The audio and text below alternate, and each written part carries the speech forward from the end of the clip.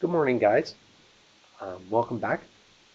I know it's been 3 weeks, well, 3 Sundays since we've seen each other. That's a long time.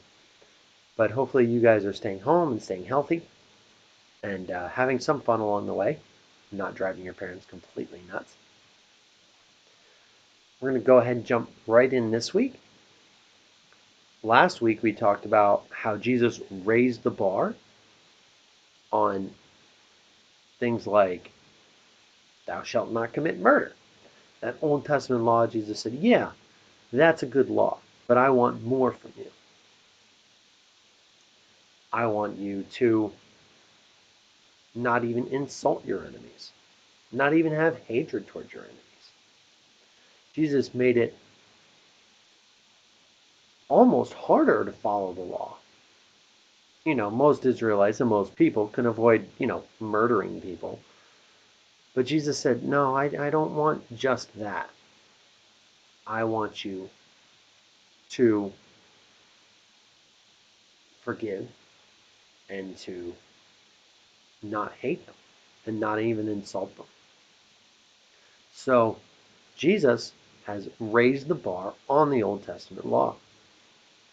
Today we're going to look a little farther down, and Jesus is going to talk about probably his favorite subject. And that is the opposite of hatred, and that's love. You see, Jesus said, okay, we're not going to hate our enemies, but we're actually going to love them. And of course, the disciples had to be thinking, well, how much do I have to love them? Because there are some people out there who are not very lovable. I have some enemies that, sure, I cannot hate them and I can not insult them, but I don't know if I can love them, so to speak. So let's take a look at Matthew chapter 5, verse 43 through 48, and see what Jesus has to say about that. You have heard the law that says, love your neighbor and hate your enemy. But I say, love your enemies. Pray for those who persecute you. In that way, you will be acting as true children of your Father in heaven. For he gives sunlight to both the evil and the good, and he sends rain on the just and the unjust alike. If you love only those who love you, what reward is there for that? Even corrupt tax collectors do that much. If you are only kind to your friends, how are you different from anyone else? Even pagans do that. But you are to be perfect, even as your Father in heaven is perfect. So Jesus goes and raises this bar super high. He says, okay, I want you to not hate people, but I want you to love them. And not just your friends either, because everybody can love their friends. How many of you guys know that's true? It's easy to love lovable people. It's easy to love people who are nice to you. And it's really easy to love those people that you love all the time. Your friends, your family, people you're with, classmates. Those people are pretty easy to love most of the time. Jesus says, I want you to love your enemies and those who persecute you. Now,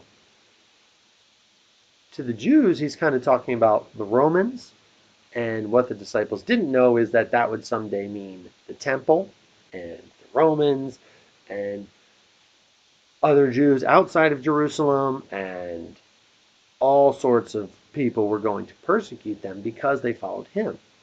But they didn't know that yet. So they thought the Romans. We have to love those who persecute us. The ones who persecute us are the Romans. And he said, yeah, those guys. You have to love them, even though they're not lovable. And he said, you guys talk about how much you love and how much you love those who are close to you. You love your family, you love your country, you love your friends, you love the people that you do business with. He goes, but that's not really all that impressive. He goes, even tax collectors love their friends. To which the disciples are mumbling under their breath, tax collectors don't love anybody. They just love their money. Jesus says, no. Even tax collectors and people who don't follow God love their friends. Everybody loves their friends and loves those who are lovable. Nobody hates lovable people. So that's not special. That's not the love I'm calling you to. That's not the love that God has. He says, I'm calling you to love the people who are hard to love. The people who you don't want to love. The people who mistreat you.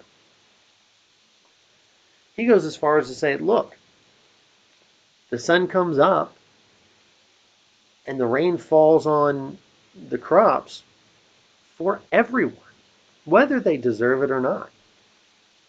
God makes it rain on both the good and the unjust. He sends the sun on the evil and those who are following him. See, God shows his love to everyone, especially those who don't deserve it. And that's because, well, none of us deserve it. We've all sinned. And so we should do the same. And that's what Jesus is saying. He's saying, be perfect. Be like God and say, I'm going to love those who around me who don't deserve to be loved. And that can be really hard sometimes. And he says, anything else, well, that's just lazy because anybody can do that. I want you to be like me, and I want you to be different.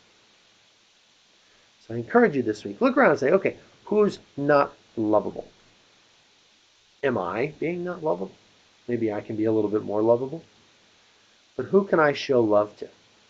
I know there's not a lot of people we're interacting with right now, but this is still a time when we can show love. I'll see you guys later, and we'll talk to you next week. Bye.